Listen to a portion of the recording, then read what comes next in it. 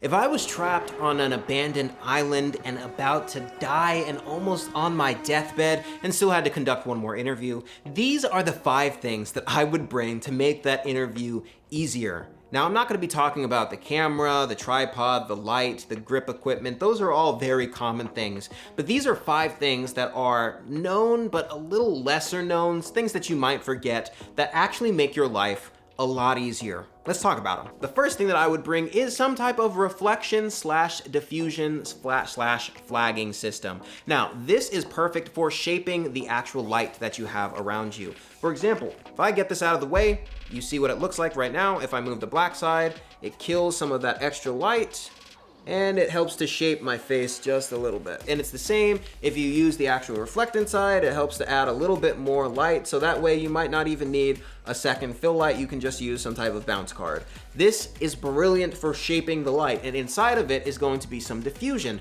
so that it makes your light a lot softer. There's diffusion on this side of me for my key light, so if I were to remove that diffusion, you'd get a harsh, bright, blinding light. So that diffusion just cuts it down and makes it softer. The second thing that I would bring is some type of gray card. Now, I don't know if you know this, but humans have absolutely amazing eyes. Our eyes can correct automatically for a host of things that you wouldn't even think about. One of those things being color. It is virtually impossible for you to just eyeball color correction. You might be able to get in the general field, but your eyes actually orient themselves to the color of the environment that you're in. So when you're looking at the back of the screen and you're like, I think that this is neutral, your eyes are actually actively fighting against you and changing where that neutral point might lie. So having one of these, it tells your camera, this is a gray card, this is what you should be white balancing off of. Do that. And that is going to make it so much easier. You're not focusing on just your eyes, and it only takes a second.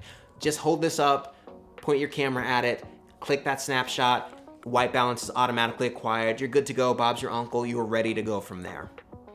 Being an audio engineer myself, this one makes me the most excited, but it makes everybody the most sleepy.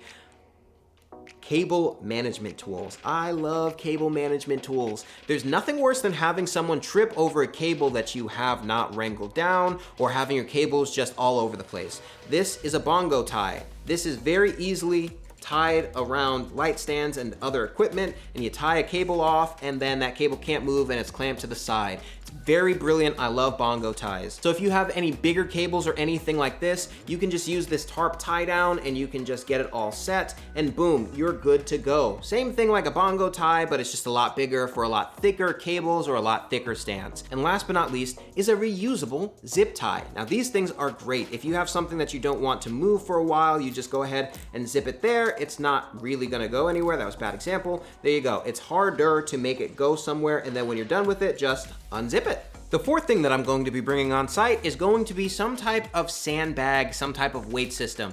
Now this is very important when you're, number one, getting light stands higher and higher up, and number two, if you're filming outside. I can't tell you how many film production shoots I've seen and personally been on where lights have fallen over. It's very dangerous. Things get very sus very quickly, because once you get something taller, the center of gravity starts to shift and things are more prone to tipping, especially when there's a breeze, especially when there's a wind.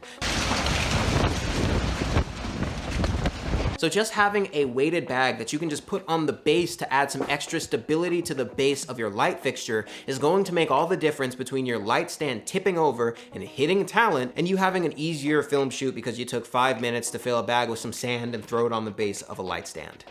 The fifth and final thing that I would bring, now don't flame me, this is not exactly that, this is just an example, is some type of gaffer's tape. Now this is just masking tape. Ironically, I usually have a bunch of gaffer's tape, but I actually have some more on order that's not in yet. But essentially what gaffer's tape is it's a tape that you put over that sticks to many surfaces, and it does not leave residue, and it's not impossible, but it's a lot easier on paint, so it's a lot harder to actually rip paint off of a surface, so you don't damage as much stuff. This is great for if you're managing cables, so lay gaffer's tape over cables that are down on the floor so that people don't trip over a cable and pick it up. If you need to gaffer's tape something to the wall, you can go ahead and do that. It has many uses. You'll find hundreds of rolls of these in gaffer's trucks. They live for gaffer's tape. Gaffer's tape is amazing because it can be used for almost anything. It's the duct tape of the filmmaking world. If you want to get a nice diffused light on your talent and you don't necessarily have the strongest light,